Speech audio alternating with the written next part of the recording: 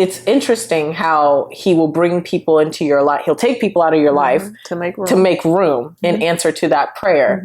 And it's like, you slowly get it. He's like, you're not going to get it now, but you will later. And because I cried over the things that I lost. That's in the Bible, girl. Yeah. Like, you don't understand right now what I'm doing, but later you will.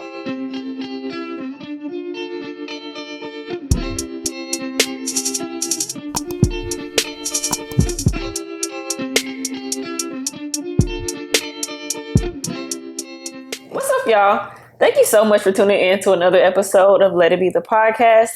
I'm your host, Fergie, and today I have a very special guest with me. I have with me Miss JoJo. We're going to call you JoJo. We could go. Okay. JoJo. JoJo, I'm going to let you introduce yourself. But when I got this revelation for like how God wanted me to kind of wind down the season, I was just thinking about people. And I was thinking about the space that I was in mentally and how I felt like I was going through a shedding in a way. Transition. I'll say a transition. And you came along, right? It's so crazy. And now you're like one of the closest people to me. Yeah. So, Miss JoJo, introduce yourself. Oh, okay. Well, my name is JoJo. I am a nurse. I'm also a host of my podcast. It's called Behind Our Portraits. I am a believer in Christ, and I'm so happy to be here, y'all. Y'all don't even know. Tell us something fun about yourself. Tell us where you are, where you're from. Okay. Okay. Something fun about yourself too. Something fun about myself. What were you? I'm sorry. No. What is it? Okay, wait. Let me be serious. Let me be serious for real. So where I'm from, right? So I'm actually, raised in North Dallas, Wiley, but so I'm from the Dallas area. But I'm Nigerian. That's my culture. I'm Nigerian. Things that I like to think, fun things about myself. Yeah, just something fun. Most people wouldn't know. Fun thing that most people wouldn't know. I don't know. I don't know. I don't know. Sing. That was a surprise to me. You're in a band. Wow. Okay. Yeah. Allegedly. Okay. I am. I am. Okay. So fun fact. I can sing. And yeah, I don't know. This is funny. I need to think of these questions whenever I'm asked this for real. I know. I didn't want it because so first of all, normally the way I do like episodes, it's almost like, it's conversation, but it's a lot of preparation. Before. This didn't feel like that because, like I was saying, I was thinking about where I was just in transition and what God was speaking to me. He was like, girl, you need people. Yeah. And so as he gave me this download, I was like, well, I could have this conversation with myself, but I was like, what better way would it be than to have somebody who like we on the same, and so I was like, let me have her come. So it's very like, very... We're chill. We're talking. We talking. Did all kinds of things. Yeah. Now we recorded. Yes. So. But yeah. But I like to talk about like how we got connected. That's like one of my one of the things that I try to like start off with. Yes. Like how we got connected. Do you remember? Yes, I do. So I like I had mentioned, I have my own podcast, and so I actually send out. So it's like it's a sign up. And so people sign up to have a conversation or be a part of a conversation with strangers. And so I actually had got all the signups I needed for that particular conversation. I think that was back in December. December. And so it's just, I got all the people I needed. The day before the conversation was supposed to happen, somebody had emailed like, hey, I'm not going to be able to make it. And I was just like, dang. I really want another person on this, on the panel. And so I was just like, okay, let me go look through the other signups. And so I just randomly picked Bree. Yeah. And then I texted her and I was just like, hey, this is JoJo with Behind Our Portraits. Are you available? I know this is really last minute, but are you available to be a part of the podcast? And well, how did you feel about that? It's so funny because the way I even found out about the podcast is my little bro Trey. Shout out to Trey. He said I don't love him because I ain't asked him to be on yet. I'm screaming. In due season. But Trey, he was on your episode maybe in November or something like that. And so when he was telling me your concept of the podcast, I was like, that's cool. I had never I mean, like, normally when people talk to each other, they know each other, have some kind of connection. But I love the way that you have your podcast where they're very, like, insightful, thought-provoking questions with strangers. I was like, that's dope. And so I watched this episode and I was like, she got something here. But at the beginning of this year, I told myself, like, I'm going to start doing things that I probably wouldn't normally do, get out of my comfort zone. And so I was like, I guess I'll put myself out there. It was just something like a declaration that I made. And then when Trey was telling me about it, that he did it, he was like, just sign up. And I'm like, no, I don't know her. He was like, that's the point. And I was like, oh. But just so happened the day you text me, it was, first of all, like, I live on the north side and it's a little drive. It was a drive. And like think about rush hour traffic and all the things. And I'm like, whew. But I was in a good mood that day. And so I was like, hey girl, you didn't want to choose me at first, but I'm available. I ain't got nothing else to do today. Like literally in my head, I was just like, just do it and see, you know, because I was going back and forth like, girl, you got to sit and it's going to take you over an hour to get there. Not that it's an hour in distance, but with time and traffic. Yeah. And so I was just like, what else you going to do? And so I was just like, just go. And so when I got down there, first of all, like I know what it's like when you're trying to set up and, you know, so I was just paying attention. I'm very observant and I was just paying attention to how you were gathering everything and just trying to make sure everything was good. Girl, looked a hot mess. I was all over. I don't think so. That was one of the most stressful. But I could tell you were stressed out. And I'm like, okay, let me help her. I can move chairs and, you know, like, I can tell, but I know what it's like. I always have the jitters every time I do an episode, so I get it. But I just love the concept. And then, like, the questions was like, we going deep. And I was like, whew, some of this, I ain't even unpacked with my therapist for real. But, you know, these are conversation starters. And so, literally, that day, that's how we got connected. And, you know, it's funny. What's funny is because during that conversation, so, like, that, just to, like, give, like, background of I think there was like 6 other people, so it was like 7 of us in total. And so, but throughout the entire conversation, my spirit was just really like gravitating towards you. I was just like, this woman is talking some sense. Like I was just like, you know, everybody was really putting in some input and like was very vulnerable, but I was just like, no, something about this one is different. And so when we left the conversation, that's what I went home that day and like I crashed. But then the next day I was just like, who is this? Like, who is she? And so like, it's also to note that this portion of my life, like when I was like starting the podcast, the real reason I started the podcast was kind of selfishly because I was needing community. So I was talking with my therapist about like ways to find my own community or build my own community, which I've been struggling to do for a very long time. And so she was just like, well, why don't you, what do you like to do? And I'm like, well, I like to talk. I like to have conversations with people. So we went down this whole entire rabbit hole of things. And so she's like, well, why don't you host an event? Host something. And then that also, it tied into where like God just kind of dropped the podcast in my spirit and just like, okay, let's do it. So let's just go out on a whim. But it selfishly started as a way for me to try and meet new people. That's smart though. That's just kind of how God works all things together. He does. I love that. And so after we had the conversation, I was lingering because I felt drawn too, but I was like, I don't know why. Like, yes. But I was like, does she need help? Because I'm at a space now, like the deeper that I grow in my relationship with God, He'll tell me, go here, do this, say, wait. And so, and so I was like, okay, God, I'm finna go. It's late, but I was like, is everything cool? And I stayed until everybody departed. And then a couple of weeks had gone by and I was wondering like, okay, when is the episode going to come out? Where's the social media content? Do I, what's going to happen? And so I DM'd you like, hey, are you going to... I was trying to be polite, like, girl, where is it? Like, where is the content? Yes. Like, what happens now? And so then you were like, you asked to go to coffee.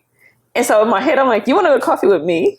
Yeah. That was so weird to me. So I was like, on the other end of that, do you know how nervous I was? Like, I was trying to do this to build my own sense of community. But I'm going to be very honest.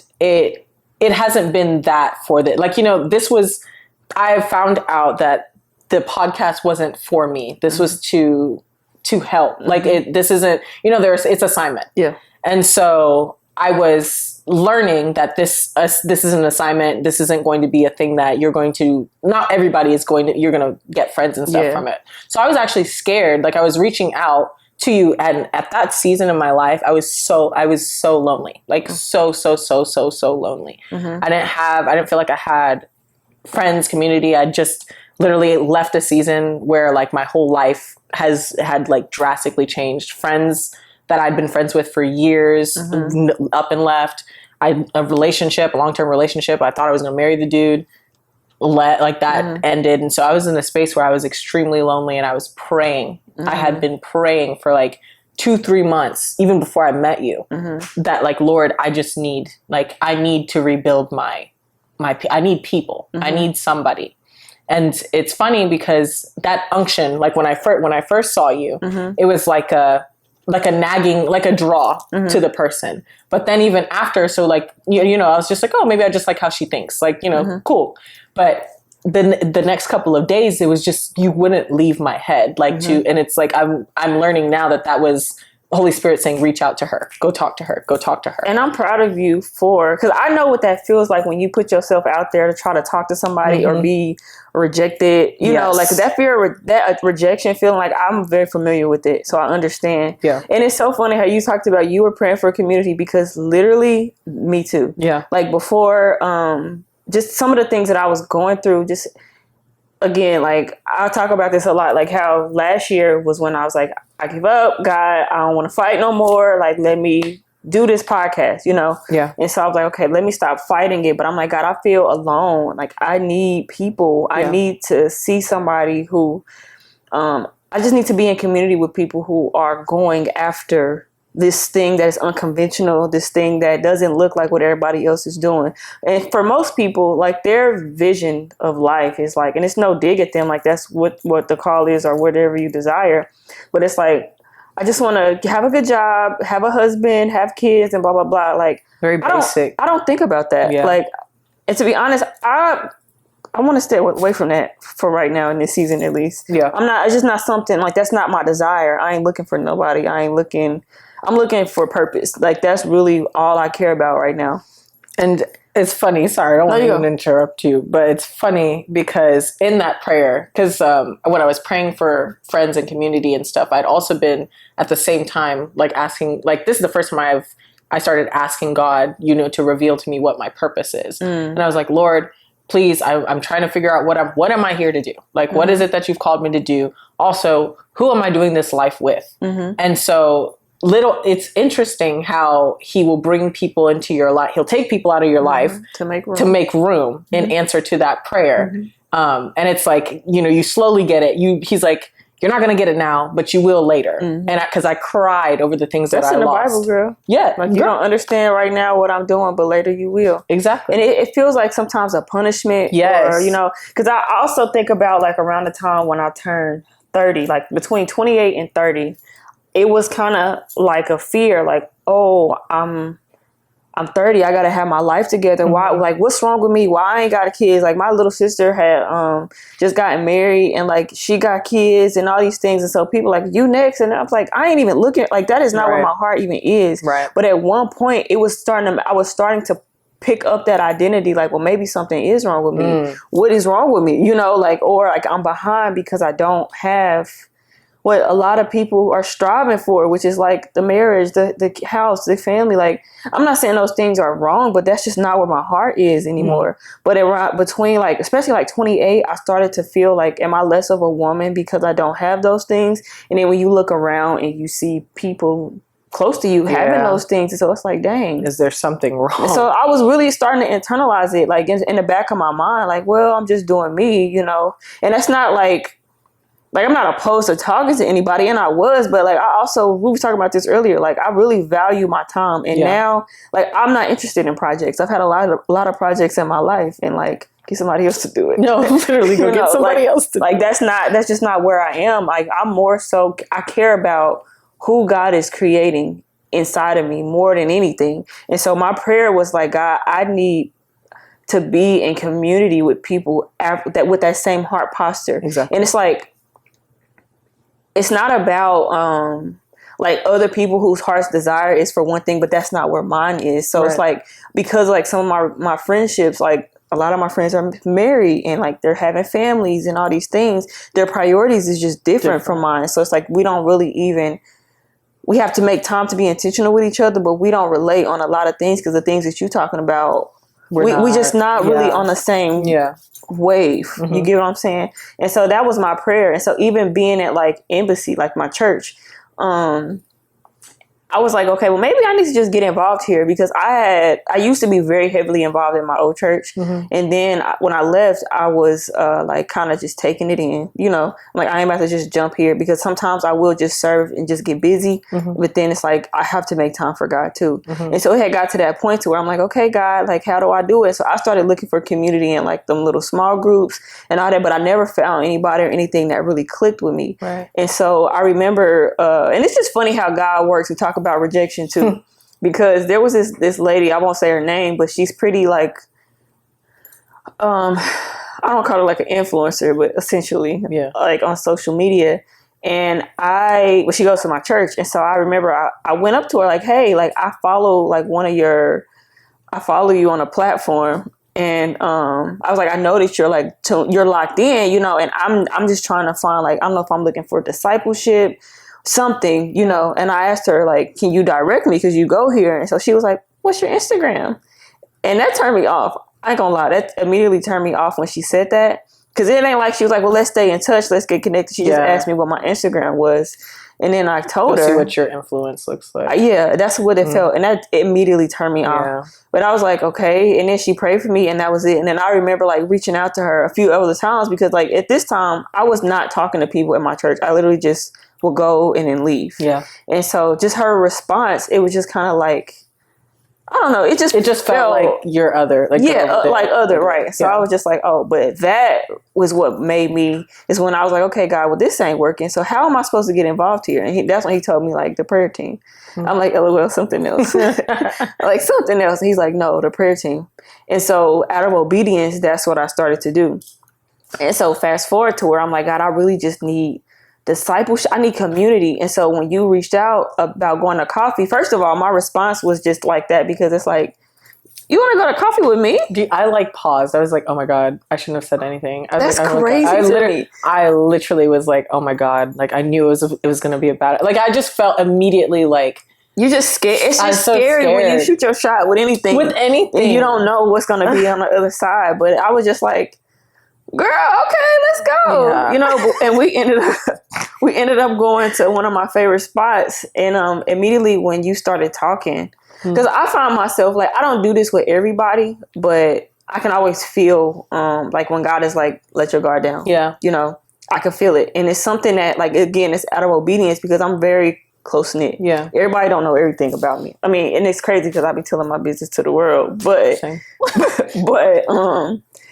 I don't really let people close to me. And so as you're talking, and the whole, like when we got together, went to eat, and the whole thing felt like an outer body experience. It's just a weird thing to say, right? But I was like looking at my younger self, like spiritually, like just the way you were feeling, like kind of like, I don't want to say frantic, but like panicking, like help me, like, you know, what's happening? It's like, I don't understand why this is, you know, like, and I could relate to that so much.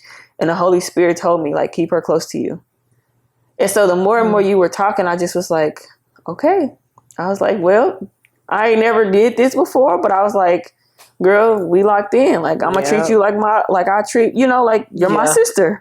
At the end of the day. And God told me, he said, keep her close to you and don't hide anything from her. Like, allow her to see the hills and the valleys of what it's like, because she needs to know that, like, she's not like, you're not crazy, for one, that because you have emotions behind the call, the pull that's on your life, it doesn't mean you got to be perfect. And because of the picture perfect world that we see on the internet, it makes it feel like, well, I'm too messed up to be used. And so it's like, I have those same feelings too sometimes, you know, but God told me, like, you got to be vulnerable with her. And so I was like, whatever that means. Okay, God. Like, I was like, well, Like, I was just like, that's all I could do was like, okay. Well, your obedience, because the thing is like, I am the opposite in that I'm always vulnerable all the time. And so much so to the point where I used to, when I prayed to God, I was like, this vulnerability you've given me is feeling a lot like a curse, because it feels like a lot of people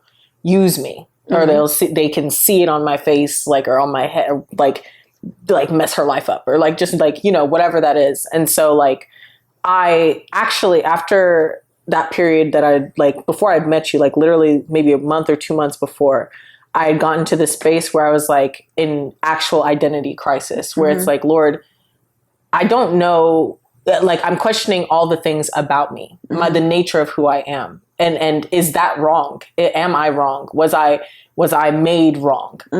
Because it doesn't seem, how is it that I can give or like open my heart up and still be hurt? And it's like, does it mean I need to just close myself down? Does it mean I need to revert who I am? I truly went to a space where I'm like, the person I've been, maybe it hasn't worked. Cause I'm like, I've never been able to feel at home with people.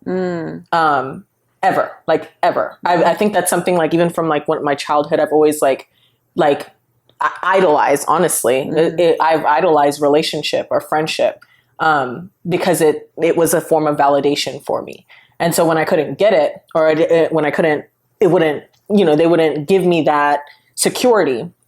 I now went to the space where it's just like, something is wrong, like with me as a person. And so, I went in that time period, I was just like, maybe I need to shut down. Maybe I need to not be open at all. And I felt like I kept telling myself, like, this feels so against my nature. Like, this doesn't feel like, I don't feel like myself. Like I used to love, like I love with like an open heart and open mind and be now I'm guarded, and that's not natural for me. And so, you being in obedience and being vulnerable at that time, because I was hurting, like I was hurting at that time. And so even when we went for coffee, I wasn't expecting I wasn't expecting for us to go that deep at all. We ended up like crying, like we were sitting there snot nosed boohooing, because of you being obedient and allowing yourself to be vulnerable and showing and saying our story. We saw that our stories literally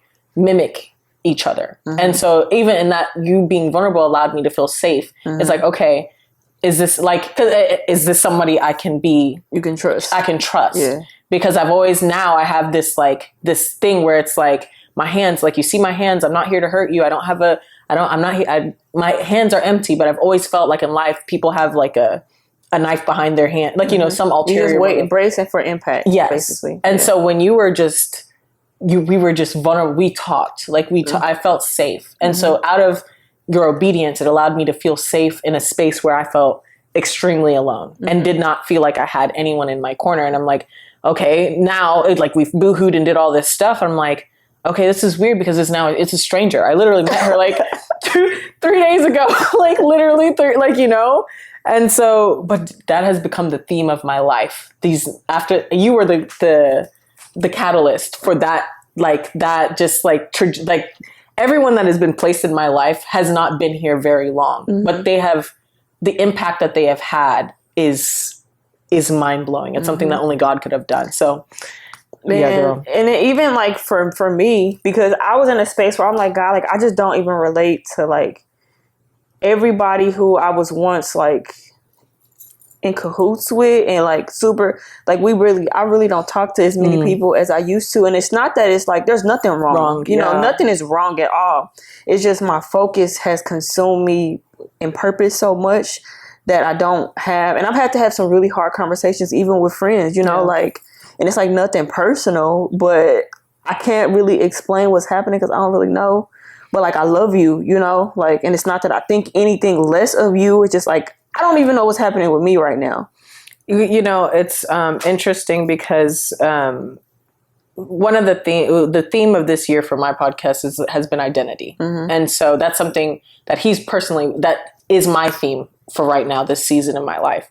And as you find your identity in Christ, you start to realize he starts to give you the eyes, like to see, like the veil is kind of lifted, and where you see like where you placed where you kind of misstepped, or not even misstepped. It's just like these people no longer serve a purpose for that like portion of your life. A season has ended. Like, and so that's like the other thing, like we were even talking about, where it's just like a lot of us don't understand, or don't understand, just don't want to leave particular people behind. And it's like, you have to be very sensitive to shifts. Yeah. And when a season is over with a friend, a relationship, or whatever, the longer you hold on to that space or be in that space, it delays you from going into your path or your route, your purpose. Mm-hmm. And so a lot of the times, like we were talking about it, it's like you're connected maybe in a season where you needed like your struggle bus friend. Like, y'all have been through thick and thin. That was like, you know each other from that. Mm-hmm. But although that they were there in that season, it doesn't mean that, like, like there's certain people that stay in that place. Mm-hmm. And that's not, you have to know when that season, that space is coming to an end. Yeah. But out of comfortability, I think a lot of us stay because it's like, oh, this has been my homie for like 10 years. Like, I've known her since we were kids, since we were whatever. Mm-hmm. And so we stay out of history, like, or this like familiarity. And then it's like, you're delaying yourself, and not just yourself, but them too. But them too. Exactly. And so honestly, if I'm thinking back to the relationships and the friendships that I had to like part with, I didn't even do it. Like I was telling you how it's like I would have never made the choice to leave or go. Mm-hmm. And God said this season, if you don't leave this season now, you forfeit not only your destiny, but the people that are connected to you. That's so scary. And it's scary, man. And I think sometimes too, we don't have the heart. Yeah. At least for me, because one of my friends was telling me like, girl, you gotta be nice. And I'm like, I am nice, but I'm honest. And so it's either like, I don't like that gray space. So it's like, it's either left or it's right. Yeah. And so I be trying to like find ways to say things with salt. Yeah. You get what I'm saying? Yeah. So, but it was a relationship that I had with somebody, and I was like, I knew that season I was starting just being irritated a lot mm-hmm. by this person. Mm-hmm. And just things that I'm like, okay, it's crossing some boundaries for me. Like, I don't do this, mm-hmm. Like this is too much for me. And I knew it, and I don't even know what happened, but God just removed that person out of my life. And I was offended for one. I was offended by conversations that happened. And I didn't say anything because I'm like, God, like, I love this person, and we've been through a lot of things, and I do believe that great things are for this person, mm-hmm. but their mindset and like the direction that they're going, it felt like a burden. Yeah. That's the only way I can put it. It just felt like I can't carry this and go where God is leading me, mm-hmm. And so I kind of was like, God, you got to do this, because I don't even know how. And it's not that I don't love the person. It's mm-hmm. not like I want the best for this person or whatever. But God was like, where I'm going, like you trying to take all this luggage with you. Yeah. Let me stop trying to do my job and let me perfect them. And yes. And it doesn't mean like that when relationships pivot, that it means that it's the end. It don't mean that that they're a bad person. It don't mean y'all got to end on bad terms. It don't mean that it's smoke. You know what I'm saying? Nothing. Like it don't mean none of that. It's just our season is over. Yeah. And my therapist talked to me about that before, because I'm the type of person, like, I am more afraid of hellos than I am goodbyes. Like, I can disconnect very easy. Goodbye. I can't, and it's a little toxic. And I've talked to my therapist about that. Yeah. And she tells me like, sometimes like that, like, well, our season's ended. She said, has it ended, or are you avoiding tough conversations? Because it don't mean that just because a relationship, the season has ended, it doesn't mean that the person is just blocked off your life. You know what I'm saying? It doesn't mean that. But like, are you afraid to like have uncomfortable conversations? You say you ain't, but and two, for me, like the old me never would, like, if stuff bothered me, I would just boop, boop, like a bucket in the water, boop, mm-hmm. boop, boop. But then once I've had enough, it's gonna be done. A dam, and it's gonna flood everything, you know. And so, and like especially when I was young, I used to be like, I'm gonna wait, like you. If I'm pissed off, you finna know, right? Yeah. And then we gonna burn the whole bridge and salvage whatever's left. And that's just not the healthy way of thinking. And exactly. I live like that. Like, I don't care. Like I'm used to, like when you have that, it's still, again, rooted in childhood trauma, but it's the way that I think, like everything ends anyway. So even if this is detrimental, like, oh well, you know. And so toxic again. I was way young when I thought that way, but God was showing me like this don't have to be. It doesn't have to be that. It don't have to be that bad. Even if those aren't your intentions, it might not be their intentions either. Yeah. I think and this is the thing, it's like growth in general, any shifting is going to cause some level of pain. I think that's the other thing is like what we need to, people are, to answer the question about the like tough conversations, like a lot of us are scared to have these conversations because of the pain. You know, you don't want to hurt somebody that you love. I mean, at the end of the day, even when you I think the most painful part is like when you identify that we no longer like jive together. Like, you know, before you even have the conversation, it's that moment of realization where it's like, oh my God, this person that I've loved and cared for 10 plus years, I can't take with me anymore. How do I tell them that? How do I have that conversation? And I mean, that's the thing. It's like, I don't want to hurt them. I don't want to do this. And then we were talking about guilt. Like, I don't want to feel like I'm watching somebody that maybe if I leave them behind, they're going to stay where they're at and this, that, and the other. And I think in that situation, our job, and when we're talking about letting God take control and trusting God, is knowing that the same God that created me, created them, and also is taking care of them in that same, you know, space. But God has called me. If God has told you, this situation no longer serves you, and you know that God also created this person, you know that it won't be to each other's detriment. I think that it's in certain cases, we can actually end up hurting another person by staying, by not being obedient and listening to what was told you, what was, you know, you don't know. It's funny because like, I used to have like the victim mindset where it's like, oh, I'm like, they left me, or my friend left me, or this, that, and the other. Or God, why did you allow this thing to happen? But it's like, sometimes you may have to think about it. Maybe I was causing another person to be stalled in their growth, and God had to remove that relationship. And it's like, you just don't know what you're, by holding on, how much damage you're doing. And so you have to, in certain seasons, even when you don't know, like, you know, I don't want to hurt you. I don't know that whole like, oh, I don't want to hurt you. I don't want to hurt you. Maybe you're hurting them more by staying. And so, you know, that, I mean, the meat of it all is knowing like there is going to be some discomfort that's going to happen. But if you don't do it at the time that it's like kind of like alerted to you, you're going to cause more damage going down the road.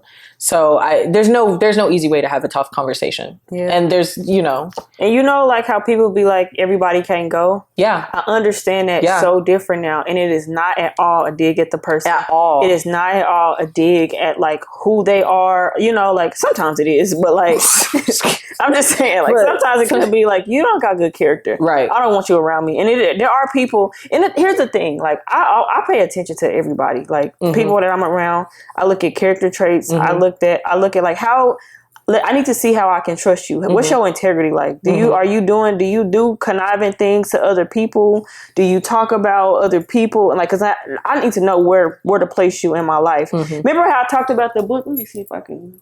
I talked about this book before. I don't know where it is. The Relational Intelligence. Yeah, Relational Intelligence. It must be on my other stand. By Darius Daniels. It's a book called Relational Intelligence. And he talks about how to categorize like different relationships. And it's not about romance or anything. I mean, that's a part of it. But just having like right people in the right places. And knowing like some people are acquaintances and you calling them friends. Some people are assignments and you calling them friends. Or even an acquaintance and you're really just an assignment. Yes. You know? Yeah. And so now, because sometimes I can feel a little bit, and I've done this before. My cousin used to always tell me, like, you always got a cape on. You always want to save everybody. And I've been like that since, even in relationships since high school. I've always carried, like, people because I know what it feels like to be abandoned. I know what it feels like to be rejected. But then sometimes, like, I have a capacity too, you know? Yeah. And so a lot of times, a lot of my life, I have ignored my capacity, feeling like I have to be for somebody else, or I have to, like, I'm the Moses making a way, y'all. So like, I have to take everything on. And God was like, you are not me. You are not me. Yeah, like you gotta take that cape off and let people let God have his way with people. Yeah. Let him be able to develop and like grow them. Yeah. People are watching you regardless if you've had some kind of influence and impact in somebody's life. It doesn't go away just because the relationship ended. That is true. And so once I was learning to relinquish that kind of control, I'm like, okay, God, like that prayer that we always be praying, baby, if this ain't for me, God, please reveal it to me. He does it so quick. He like 24-hour delivery. Bet, right? And so I was even in a space before like we connected, again, talking about how I was looking for discipleship, and God was like, actually, you're gonna do that for somebody else. It's like, I know, like he his kindness, like, I got you covered, but I need you to steward this relationship first, because this person is watching you and you don't even know. And so that's why God told me to, like, don't hide anything from you. And so even down to like how now I'm so mindful of how I even handle certain situations, certain conflicts, because at the end of the day, like, and the importance of accountability, right? Yeah. Because I could be this way on camera, but be cussing you out and acting crazy, you know, in regular life. Yeah. But God, and I'm not, I probably used to be that way, but in this instance, God, like, I always think about how will this impact JoJo? It's like an accountability that I ain't asked for, first of all. But even down to the day that I got fired from my job or dismissed, and even the way, like, something that, like, as time has gone on, I found myself feeling a little angry because of the way everything happened. It's not like I got fired. They diminished our whole department again. But when I left that job, the way that they disrespected me really pissed me off. Right. But the whole time, like, when we were having that conversation, it didn't catch me by surprise. God told me that was going to happen. Down to like the date, it was already the date that was on my letter of resignation letter. Right. And so I knew that this was about to happen, but it's the way that it happened. Like, and the whole time the Holy Spirit told me, don't say anything. Be quiet. Don't say anything. And so as that conversation, it was a quick conversation, you know, but I literally gathered I had my stuff already prepared to leave. But literally after that, I went to a coffee shop and I was sitting talking to my coworkers or ex-coworkers at that point. I was talking to them, and then like the Holy Spirit led me, and I'm gonna have to I want to wait for that person to be a part of the conversation so I can talk about my point of view. Yeah. But how God led me to go to this place, and then like that became somebody who was also somebody I'm able to walk and do life with. Yeah. Only God could have ordained that relationship the way that he did, right? Yep. But even with you, he told me to call her and tell her. And so I think that when I called you, we were having a conversation that was not even about, I don't think at the beginning you didn't even, that caught you way off guard. It did. Yeah. It did. And it's crazy, but it's because of how I was just telling you how, like, God, like, when God speaks, sometimes we be feeling like, is this really God? Is this real? God. And so when we were talking about just having that conversation, and I told you what happened, you was like, wait, what? But God told me, like, somebody else is watching how you handle things. Because I could have flipped a table. I could have been over there, you know, acting crazy. But, like, what good would that have done? Yeah. Absolutely nothing. Because you got to see what it's like when you're going to be, I mean, I don't want to say, like, you're going to be disrespected, but when you encounter people who you might not really like, you know, it's funny. Out of that conversation, I think that's where we got the stewardship. That's where, and that has stuck with me till this day. I love what I do. I love what I do. But there are hard days. And I think one of the lessons that I learned out of that conversation is just like, you know, a lot of the time for me, let me speak on for me, when I don't want to do something, I don't want to do it. Like, it's like, I have to be really passionate about it. And longest story short, I do things a lot out of feeling. Yeah. It's feeling led. It's like, oh, I don't feel like it. Oh, I don't want to. Oh, I don't, you know?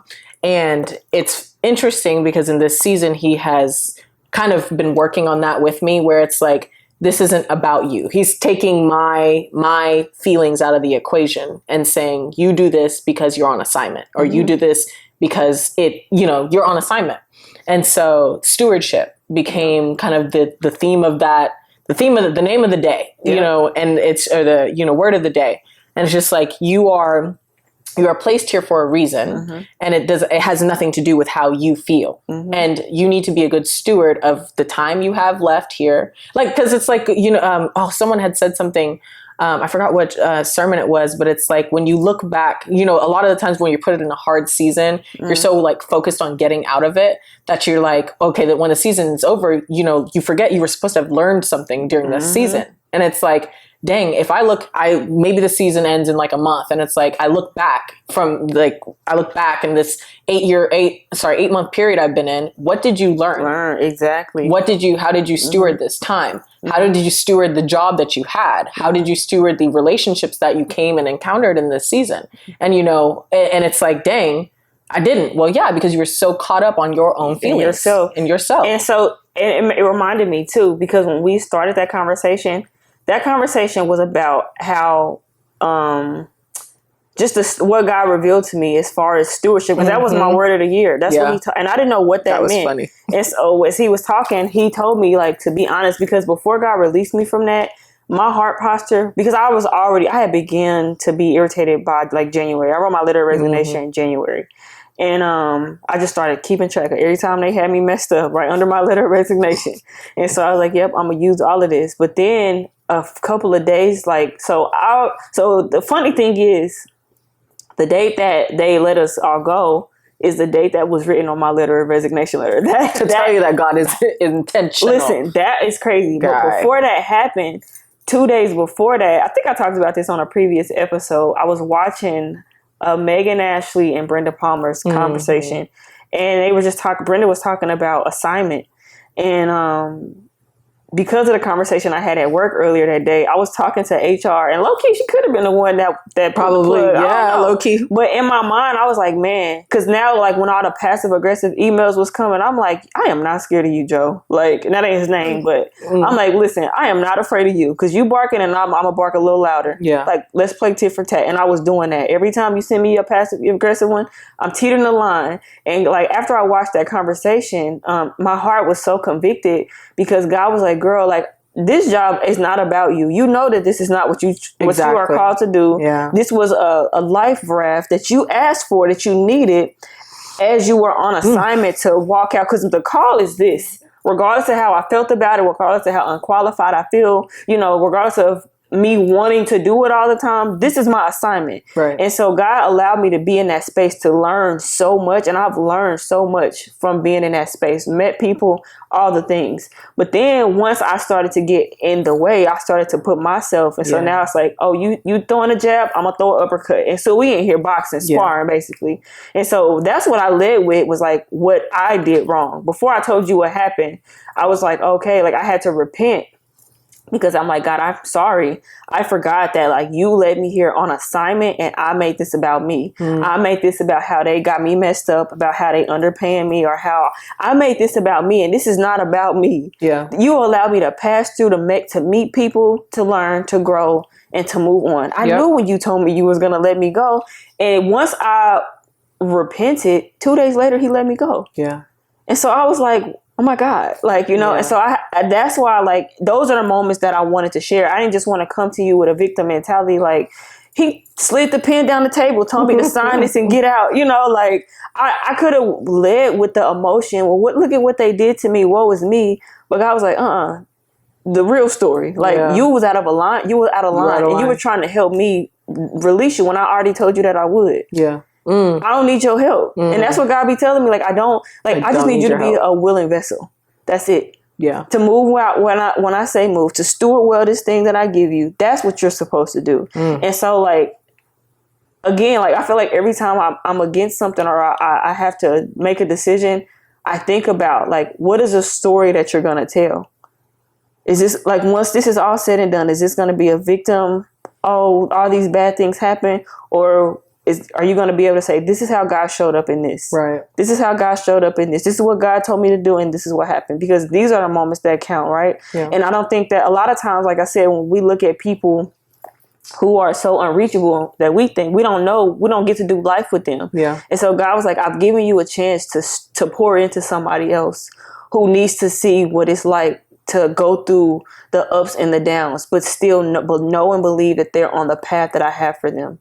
regardless of how it feels. Yeah. I mean, this is the beauty of what real friendship is about. And I think man, it's so crazy because when I was praying for friendship, when I was praying for companionship, when I was praying for community, I had my idea of what I wanted in my head. And so I was very frustrated because it wasn't that people didn't come. I think, and just to say, like, everybody that I encountered everyone that I encountered that I'm not friends with right now or like close with it's not to say that they are like bad people or whatever. It's just like, I felt like I was operating out of my own spirit and my own will when it comes to what I believed that God would send me. And so for that first like 3 to 4 months, I wouldn't let him work. I'm like, let me help you figure it out, God. Let me help. Like, this is what my friendships look like in the past. Like, and so that's something I really, really struggled with is like, this is what my relationships and my community looked like in the past. I need something to mimic this. So I kept trying to like help God find similar things to build my community. And as I kind of went along, obviously that it didn't work, like it wouldn't work. And it's the thing that kept ringing, the phrase that kept ringing in my head is, I'm doing a new thing. I'm doing a new thing. Be still,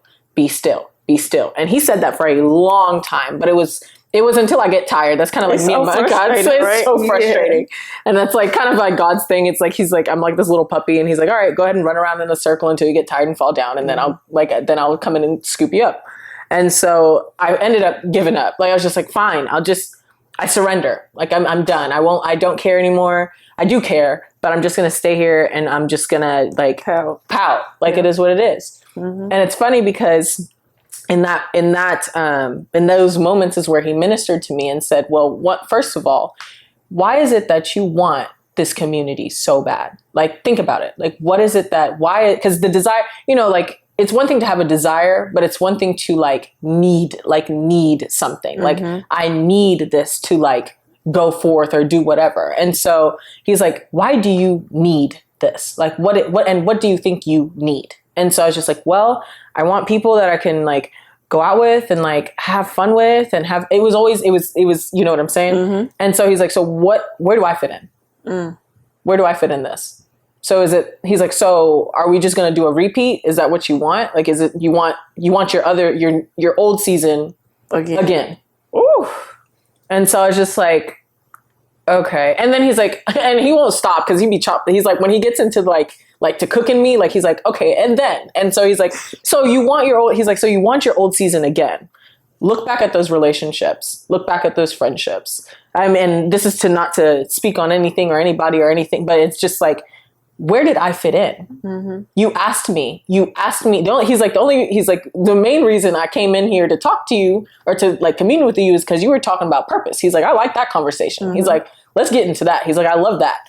And he's like, I have no problem bringing you people that align with your purpose. And so he's like, so where does purpose fit in? Where did purpose fit in then?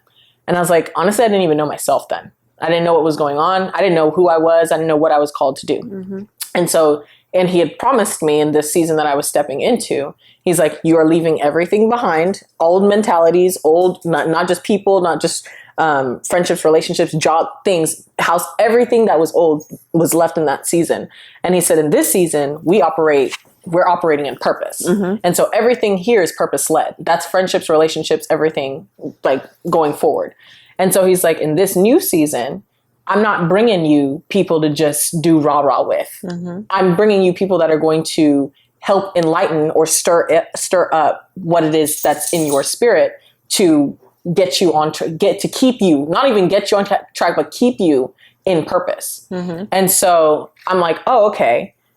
Well, that's harder. He's like, yeah, exactly. So wait for me to bring them. Man. And so that was after that conversation with God, I fully kind of understood what it was that he was trying to bring me. And I'm like, I couldn't, in my own will, in my own power, I couldn't put that together. And so this was actually like a real, like, true surrender in this space, which was really hard for me. Because again, relationships and friendships were something that I desired. So to like leave this up to God, it's like, you sure you don't want a little help? Like, you sure you don't want what I like? Do you know what I like? Vibe? Are they gonna pass the vibe check?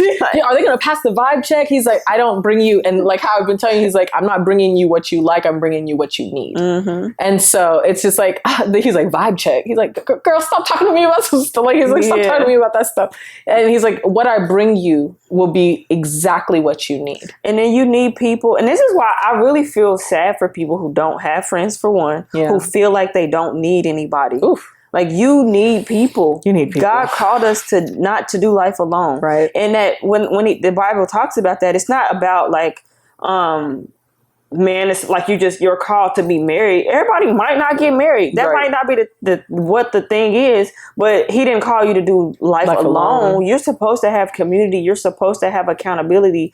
And then like, I don't want to be in a community of people who are going nowhere. Exactly. Fast. You do the same thing. God. You're what when you look back on your life, how did you grow this year? What did you do? What did you do different? You just took a trip. You know, like, what is important to you? Right. What are your values? Right. How are you evolving? You know what I'm saying? Like, when I think about that, and so that's why I'm like, okay, I understand, like, some people have evolved to the level that they're going to settle there. Yeah. Like, and that people are okay with that. And there's nothing wrong with that. Right. But for somebody who is like, I'm calling you higher. And as you go higher, like, who's talked about that? Was it my therapist? Somebody was talking about rocket boosters. Like, when how a rocket launches and the rocket boosters fall off as the rocket continues to ascend. Wow. I don't know. That must have been on the podcast. Somebody said that. And I'm like, wow, I love that analogy. Because that's true. That's true. Some people that you've been with have helped you build you up to the point to where it's like, okay, next season, then somebody else will come along. Yes. And they're going to help you ascend. Like, that's literally what happens. And then God, because of God's faithfulness, it ain't like I ain't have to force no relationship with you. It literally just came like, wow. And that, just to speak on that forcing because that's every time he was also teaching me in this whole entire season, it's like, you are working the reason you feel so exhausted, because I kept saying, like, I'm so tired. He's like, well, part of that exhaustion is you're doing you are working for no reason. Let it go. Like, let me take care of it. And it's so interesting. Let it be. And that's literally, let it be. And it's just, he's like, get your hands off of it. Mm-hmm. And when you finally let go, and it's so interesting how I'm a witness, like, for real, y'all, like, I'm not even capping. Like, when I finally just surrendered, you came not even 2 weeks after that prayer. Mm-hmm. And then we talked, and then I was like, okay. And I remember telling my sisters, like, guys, there's something going on. I don't know. I think God really answered a prayer, but it's like, I am being like, hesitant to like, cause like people, I'm used to like people coming and then they go. And so it's like, I don't know, is this going to be one of those things? Mm-hmm. And so I'm like, also like my thing with God is like, do I need to get used to people just getting in and out of my life? Cause that's something that I've always like prayed for, as well as like stability when it comes to my relationships. Mm-hmm. That I like anchor people that stay, people that, that are committed, and so, anyway, I don't know. That was, I remember how I was telling you, because we were talking about just even in relationships, like a desire for a relationship, right? Like, I think about the people that God has placed in my life that I have not had to like convince you. You know what I'm saying? And we be doing that, especially when it comes to like these men. Yeah. In general, men too can be doing that with women, like trying to convince you or show you that, like, look at me. But I'm like, I think about all the people who have been amazing in my life that God just sent them. He sent them. And so it's like, that's why my focus is not about like, well, when you going to get married? When are you going to walk in your purpose? Period. Because if we're walking in purpose, we're eventually gonna meet. Whoever the person is. Yeah, that's like somebody that's walking in their purpose. I don't want to be in a relationship with somebody who I gotta convince them about Jesus. I gotta convince them about, like their purpose or getting to know themselves or going. Like, I want to help you be better. Like I'm not saying I'm at the best version of myself that I could be. Like, there's so many areas that I can grow in, and I believe that if that's God's desire for my life, as I'm being obedient and stewarding the assignment that he's given me, when that time comes, it'll come. Yeah. And so like, that's when I realized that, I don't even know how we got on dating, but somebody else needs to hear it. Like, must have. Like, even when it came to that, I was like, let me stop wasting my time with people. You know, because now I know who I am. I believe it. I know whose I am. My time is already very valuable to me. I don't give my time like my value because like my love language is quality time. Yeah. And I feel like if I could spend my time with you, that is an ultimate like gift. I know myself, you know, I know my value. I know my worth. And so now that I believe all these things about myself, I'm not finna just be giving my time to just anybody. You know, and I used to, well, let's just see where it goes. Yeah. I don't want to. Do you got a plan? Do you got a purpose for your life? Yeah. It ain't about what you know, for you. Who are you? Where are you going? Well, you kind of learn to, not even kind of, but you learn to respect yourself. Yeah. And that's the thing, honestly, like I'm being very vulnerable and very, you know, transparent in the seasons that I come out of. I did not respect myself. And it's not like, you know, you go around and do whatever, but it's like just allowing yourself to be in situations or in partnership with things that don't even align with your spirit. Constantly compromising yourself so much to the point that you don't even understand or know what do you stand for.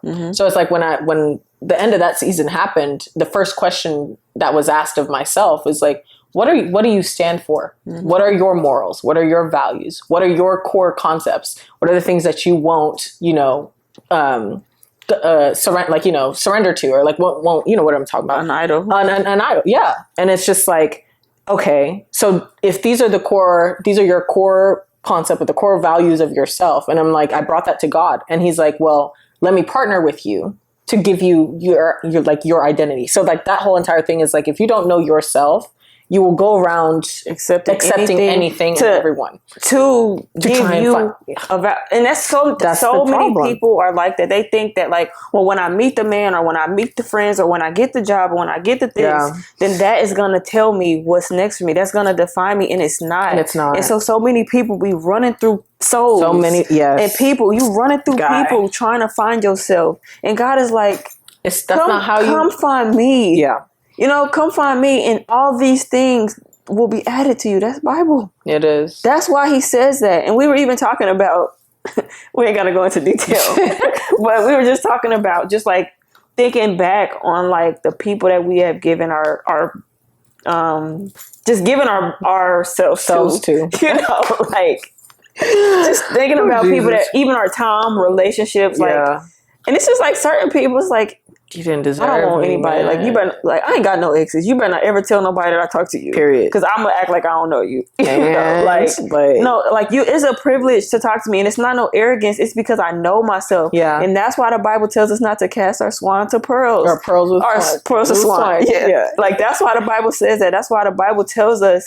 Like that's why we're supposed to wait for that covenant from God, so that way we don't have to introduce so many things to ourselves that we're not supposed to. And so it's like, God, thank you for the grace for allowing me to get out of certain situations, you know, without not just relationships, but just friends. People. There's people that I've been around that I used to hang out with. And sometimes I'll be scrolling on Facebook and it's just like side eye, you know, a little side eye, like, dang, like I really thought that this is who I was going to be. I thought that if I could be cool with you or if I could do this, then this was going to validate me. I made it because it's just like, dang, we can't even have a conversation today. Man. You know what I'm saying? And so it's like, God, like I understand. And so like, I'm grateful like for having the wisdom to like, okay, I can feel like this is not like, don't wear yourself down trying to hold on to something that is not serving you, that is not. And when I say not serving, because some people they only out for relationships. Like I think their perspective is like, it ain't serving me. You ain't doing this for me. It's like, that's not what it's about. That's not the heart posture what I'm saying. The heart posture that I'm saying is like, are you bringing me closer to God or further away from God?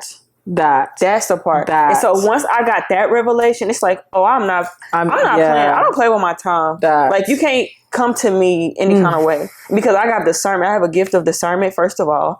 And we all can have discernment.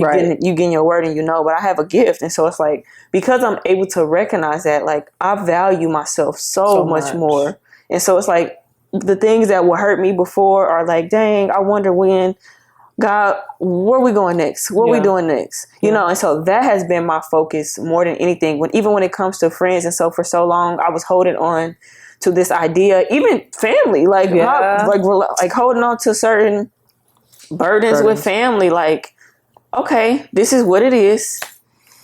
And as I accept the reality of what it is, don't mean I love you no less, but like I'm moving on with my life. I'm not carrying your freedom in my back pocket like I've tried to do for everybody. You know what I'm saying? Like, it's not my job to do that. And that's what God told me, like, stop trying to save everybody. Stop trying to, because you are weighing yourself down and it's hindering you. Because you know what? Sometimes I think about, like, you know, like when you'll look at people who have a certain level of success or do certain things, and they're like, well, you know, like everybody can't go. And then it's like, oh, I stopped hanging out with this person and now I took off and now you don't talk to me no more. And people be getting like feeling away about that. But the thing is, you don't even know the role, like the weight that you probably are hindering somebody from being able to do whatever it is that they are destined to do. Because I think about now, like certain relationships and people that maybe have like played a part in this becoming what it is today, you know, people that I've probably talked about my ideas with, people who've helped me create graphics or certain things, you know, like, and that was like the only role you were probably supposed to play in this. And I want to add, because I think to like further like drive it home, you know, everyone has a place in someone's life in their season, you know, like I think a lot of people like get that butt hurt, like, oh, you're gonna disposable. Like, I don't like you. Like, I don't like the idea that it's like, oh, when we're done, like you're disposable to me. Everyone played to the point that you are right now. Every single person that you have met has played a role in your life, good or bad, to get you to the point that you are here today. And I think that should be respected. Every relationship, good or bad, that I've had, every friendship, good or bad, that I've had, has in some way, shape, or form played a role to develop me as a woman and develop my spirit and or teach me a lesson to get me to the point where I am today. And I think that should be honored. So it's not, you know, when people, even when it's time to let go of a friendship or a relationship, there is a beauty in saying, thank you for this, what you have served me to do in this season. But I have to go on, you know, and maybe that's the best way to put it whenever you come into, when you have to have that tough conversation, is first acknowledging the role that they played in your life. If it's and I know it's harder to do when it's a bad, actually probably a good interaction. Like if it's somebody that you've loved, a good friend, but you see that you guys are no longer on the same path. It's like, I am grateful for the role that you played in my life. You were there for me. You stood by my side. You helped me. You may have helped feed me. But I've come to the point in our journey where it's now become where I can't take you with me anymore. And to be honest, JoJo, you said something earlier, and I was like, wow, like that's the God in you too. But you said, like, if it ever got to a point, say it, because I don't want to say it. So, and as much, I love Bree. As I love everybody that has come into my life. But one of the lessons I have learned in this walk, my walk with Christ, is anything that comes at the cost of me jeopardizing my purpose or my relationship with Christ, I have to choose my purpose. I have to choose that walk. Same thing goes for you. If there comes a day where I come in the way of what God tells you you're supposed to be doing, release me. And so it sounds crazy to say, or like dang, like, you know, whatever. But if there comes a day where the Lord tells you, release her, let her go, let me go. Don't hold on to me.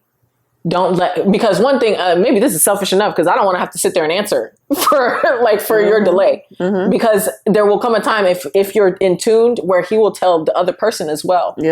Separate it's time. Let her go. Literally, God. So even like the relationship that I was talking about earlier, like God had already, I knew that when I met the person, like, oh, this is an assignment turned something way different, right? And so it's stuff that just kind of lingered a lot longer than it probably should have. But I could feel like it's time to go. And God was already telling me that. He was like, you know what? Now I gotta blow it up. Exactly. You don't listen. You're not listening. Yes. And it's like I said, it's no smoke. It's just like the season just ended. But I respect that you said that so much, because most people don't understand that. They take it real personal, right? Like, well, what's wrong? What's so wrong with me that you can't be in my life no more? Well, that was how I took it. That's how I used to take it. I mean, that's why I find it very interesting that that's now become my posture in my head, because I mean, there are relationships where like I would sit there and be like, why are you leaving me? Like, what did I do to you? Like, why don't you want to keep me? And it's like, I would always get the response, it's not about you. And it truly isn't. If it comes down to the point where if you love somebody, if you care for somebody, you know, and I know it stinks because like today it's kind of used as a cop out where it's like, if you love somebody, let them go or whatever. But truly, if you love and respect somebody and you know that you are not in alignment with them, or you recognize that you no longer serve a purpose in their life, you need to let them go. Because at this point now you're being manipulative and you're being disobedient and you're hindering somebody. That is so scary. And that's scary. Like, especially when like we talk about like heavy is a head that wears a crown. We talk about how like God, like there's a harsher judgment for, and so it's like the responsibility that comes with it, and it don't always feel good. It doesn't. And people can look at things and they are consumed with the perception of it, right?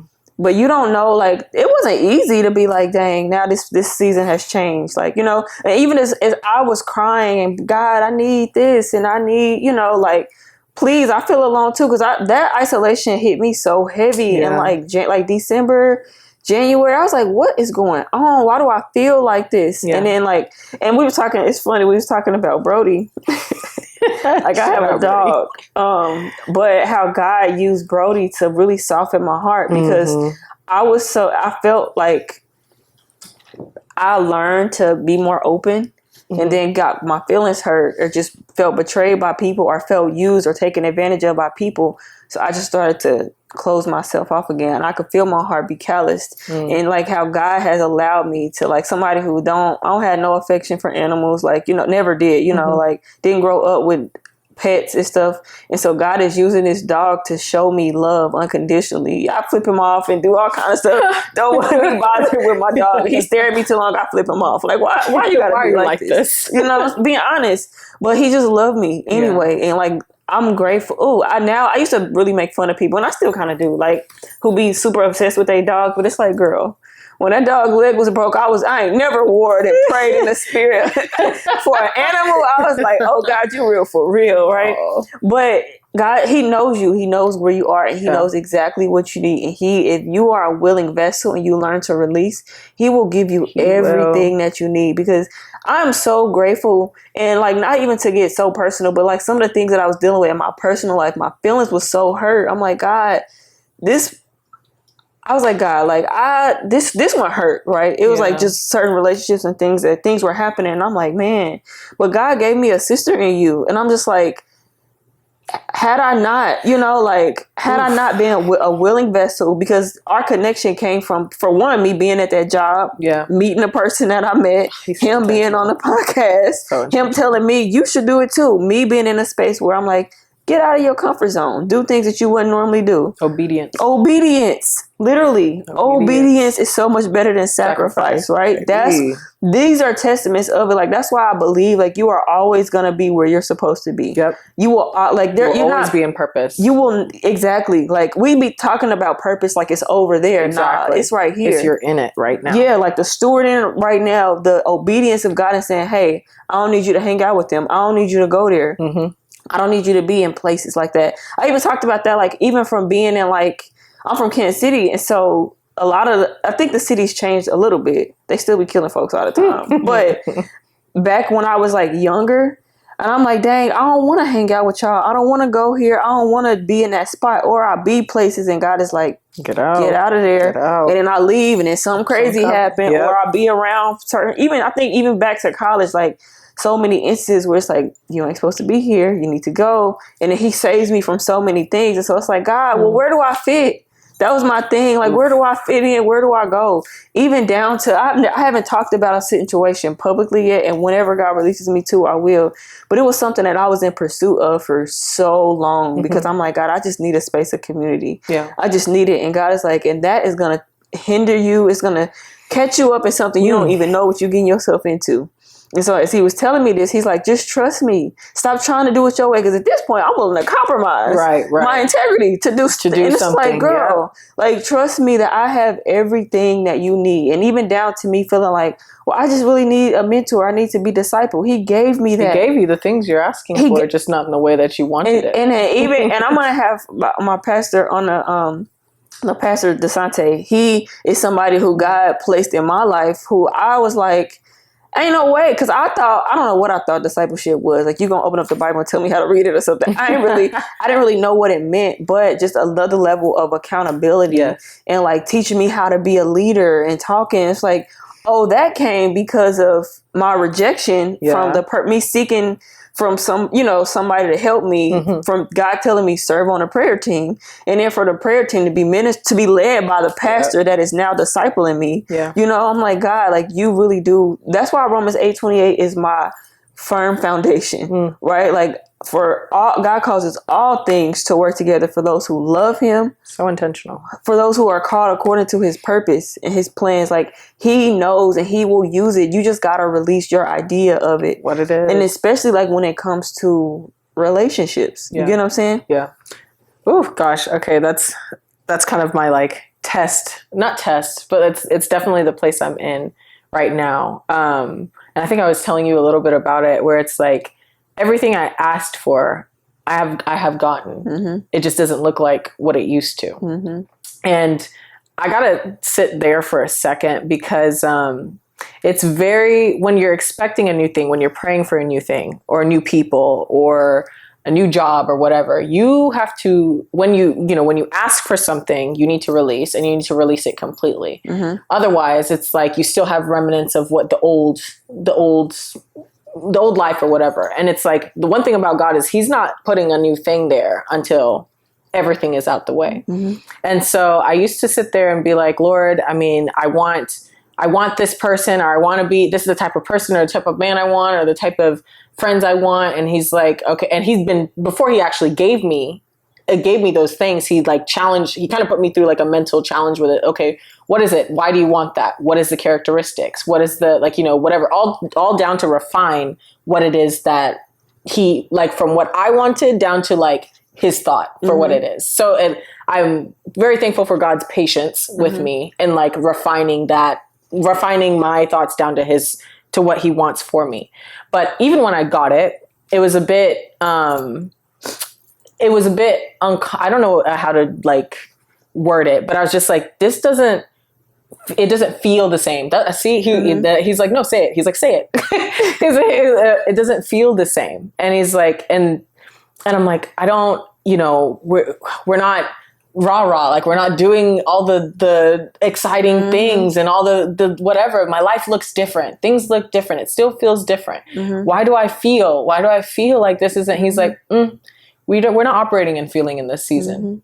I gave you what you need. Whoa, girl, I gave you what you need. That's making me think about my birthday hike. I know, exactly. And what you said to me, because birthdays for me, like growing up, I never really celebrated birthdays. And so I made a vow to little Bree, like, I'm going to always celebrate you. We're going to always do something, right?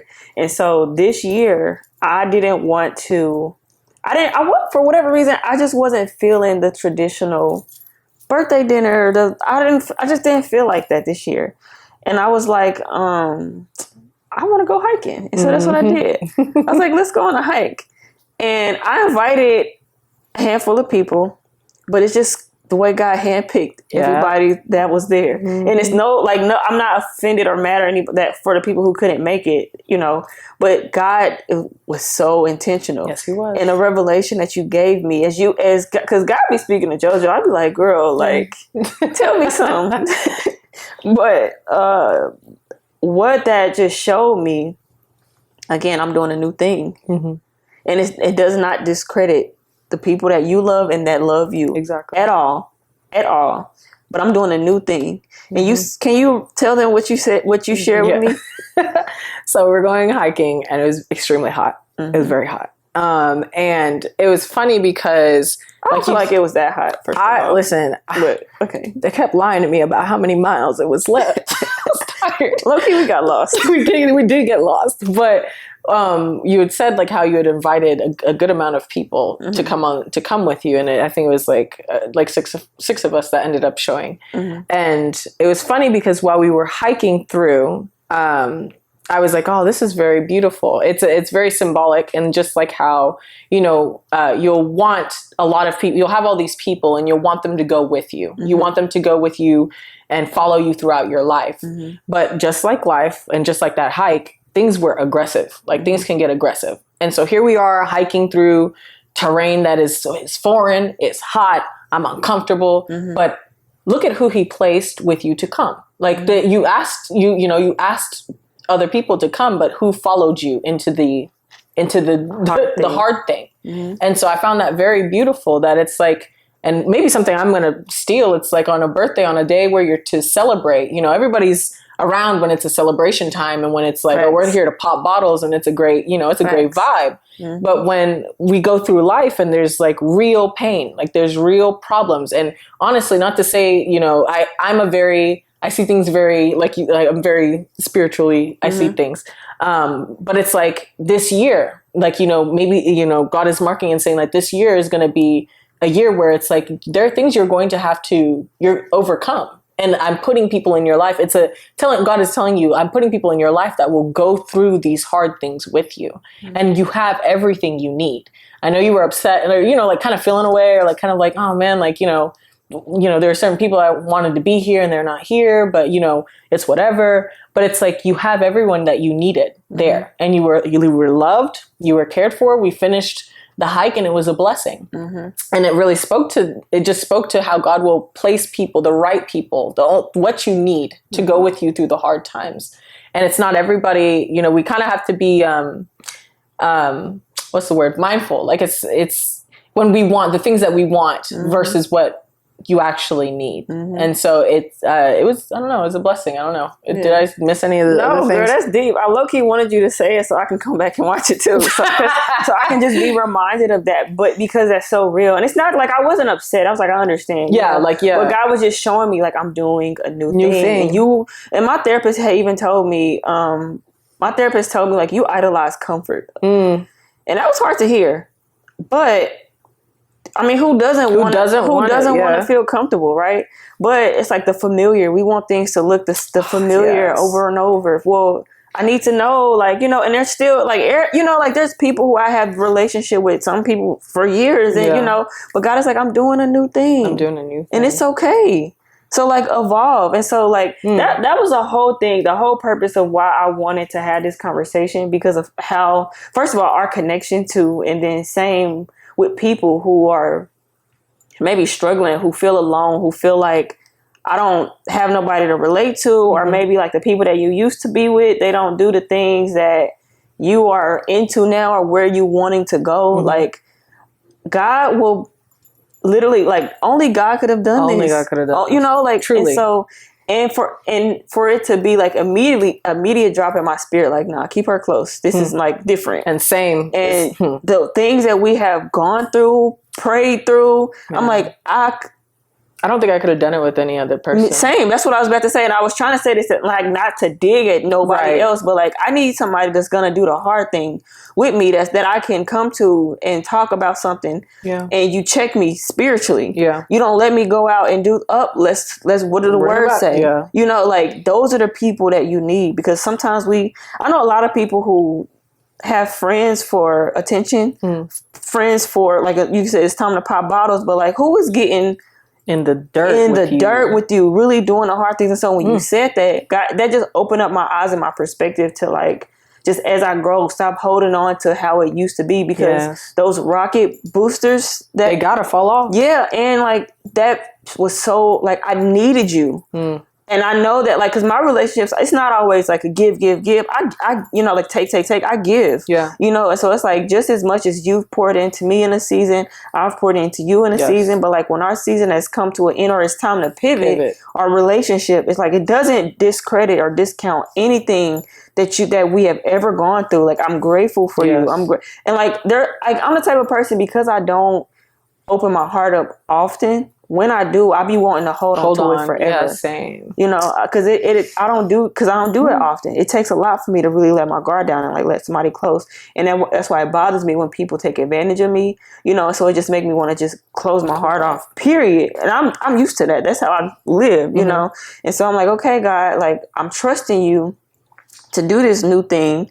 I'm trusting you to give me the community that I need, because that was my biggest, like, how do you say it? That was just the biggest hurdle that I was going through all this year, earlier this year. Like, God, like, I feel like I'm isolated. I talked about that even in episodes, like seasons of isolation. And now how I'm looking back, hindsight, like, wow, God was preparing me for a time such as this. And then, like, you know what, JoJo, one of the biggest things that, like, I think about with our relationship is something that's happened. So we got baptized together. Yeah, we did. We got baptized together, right? And God told me last year to do it, but I was just like, I don't know, understand why. And I would have never, the push that I needed came from you. And it was not because, you know, I invited her to my church. I didn't know that she didn't have a church home. Yeah. I didn't know that I didn't know. And so I just invited her and she would come. But on this day that she came, it was when they were doing a baptism. And they were teaching about it, and he was talking about it. And she was like, and God had already urged me already to you know, acknowledge this. Yeah. And then when we came out and we were watching people get baptized, he was like, wow, that's so beautiful. I want to do it. And the Holy Spirit said, you have to lead by example.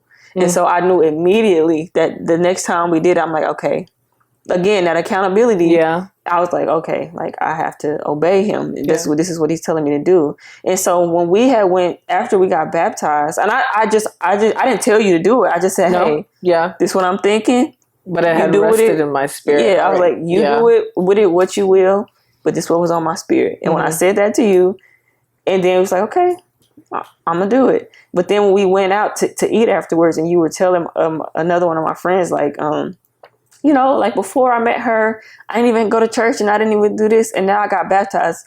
Bro, that melted my heart. I was like, oh my God, like those are the moments. Like I understand the covenant that you make with God, but then you also think about the impact. This is what it means to be a leader. Yeah. To lead by example, because you don't know who's watching you. You don't know whose life you're pouring into. So JoJo, like for me, us for even having this conversation, like I'm glad that God waited for like now, so that way we could just really rest in this, like the intentionality of like how God really does, like he cares about us. He loves us. He's not going to leave you hanging. And just like I didn't go looking for you. You didn't come looking for me, but God knew he knows what we need when we need it. Yep. In every aspect, in every job, in every marriage, in every relationship, he knows. Yeah. So when you release your control of trying to make it look the part, make it look like somebody else's promise might look, when you just allow God to do his big one, I promise you it's going to be more than you can ask, think, or imagine. Always. Way more. Because the bond that I have with you, I don't have it with nobody else in my life. And that's crazy to me. Like, bro, like... From stranger to like sister. Literally my sister. Literally, that's exactly how I feel. That's exactly how I feel. Like I will knock doors down for you at this point. Like we already locked in now, you know? So, and yeah. Man. That was at first I was like, God, well, should I prepare questions? Because this didn't feel like a regular interview, you know? And I didn't want it to come off as interviewee, but thank you so much for joining. Thank you for having me. Thank you for your vulnerability, your transparency. I know it's going to bless somebody else. I pray it does. But I'm still going to ask you the question that I ask all my guests at the end of the episodes. Ooh, okay. I don't know how much of a music person you are, but I do have a playlist called Let It Be the Playlist. Okay. And it is a pick-me-up bank. And I use this playlist for like when I need to just be reminded of who I am, whose I am, just to be inspired, to be motivated. Like, do you have songs that you just, off the top of your head, songs that you listen to? Don't give me no ratchet, nothing. No, I have one. I have one. Okay. And this is why I listened to it last night. Dependable God. Ooh. Dependable God. That's a good one. What's his name? I forgot. I'm gonna find it right now because that I can find it. Yeah, Dependable God. That's one. Yes. Okay. Oh gosh, because that's And it's a song that I've been listening to lately. It's called let me think of the name. I've been listening to it over and over and over again. I have Dependable God on my on the playlist. Yeah, well, I don't know if it's on there, but it will be. But it's a song called His Words by Grace Tina. His words. Oh my God. Like I listened to that song at least 500 times by now. Homecoming also. Homecoming by who? Bethel. Bethel. I don't know that one. I can't add that Bethel one too. Music, yeah. Okay. Yeah. And then also, it's another song. It's off of Chandler Moore's new album. It's called What I Needed. Have you heard that? Mm-mm. It is a beautiful song. Like his lyrics say, "It felt like you didn't come through for me because you didn't do exactly what I wanted you to, but you always give me what I needed." Jesus, that is that. That's I'm gonna play it when we're done on YouTube to mark me. But that song, I was like, man, my sister Janita sent me that song. Jay Lene, she sent me that song, and I was like, wow, like I thank you, God, for giving me not what I wanted, but what I needed, because it's so much better. And y'all, like this, the whole point of this conversation, y'all got to see, like, this is the way we talk all the time, for real, like for hours and hours and hours. Gosh.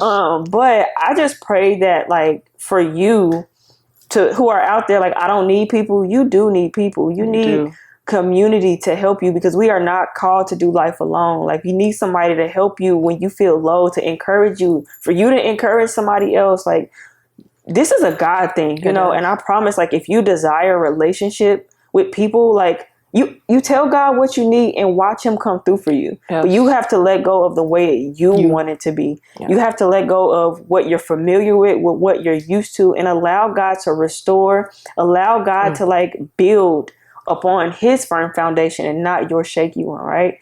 That's the biggest thing that I want you to take. So, like, if you don't have community, just you start by telling God, first of all, like, do you have a relationship with Jesus? Right. That's the first thing. Like, confess, God, I am a sinner. I believe that you lived, you died, and you rose on the third day for my sins. Like, ask God, what does that mean? Do you want to have a relationship with him?